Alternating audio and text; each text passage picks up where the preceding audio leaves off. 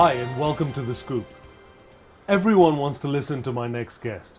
He's not only one of the most sought-after speakers and moderators, he's also a leading management consultant whose clients include some of the largest companies in East Africa.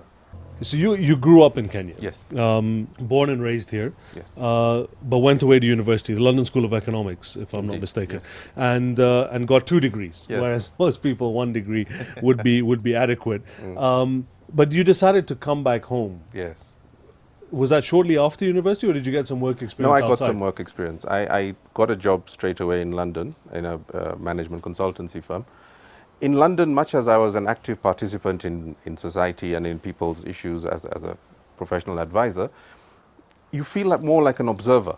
You feel more like somebody watching these people who are not my people.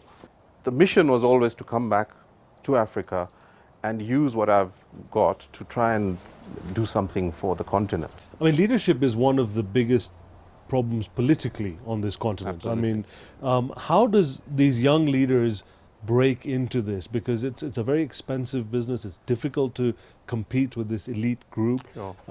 It's also a dangerous business in many countries. Indeed. I think there's a generation coming in Africa which will be the right type of leaders for the right reasons. Sometimes we're too hard on Africa because we think, look around you in the world, why aren't we behaving like Switzerland, and why aren't we like Belgium, and they have this institution and that institution. Look at America in the 30s. It was run by the mafia.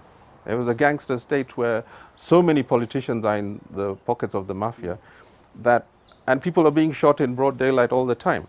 I think every society has to go through a period in which you figure things out, you make some mistakes, you have excesses, some people have too much power, criminal warlords take over too many things. Then you sort of burn yourself and you learn and you put up institutions, and then you get better and your culture changes. And after 50 years of that, everything's stable. Now, we're not in that place. So my message about Africa always is, it's going to take time, guys.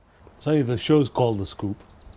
So, you need to give me something that nobody else knows about you, or very few people know about you. Tell me what it is. What's the scoop on Sunny Bindra?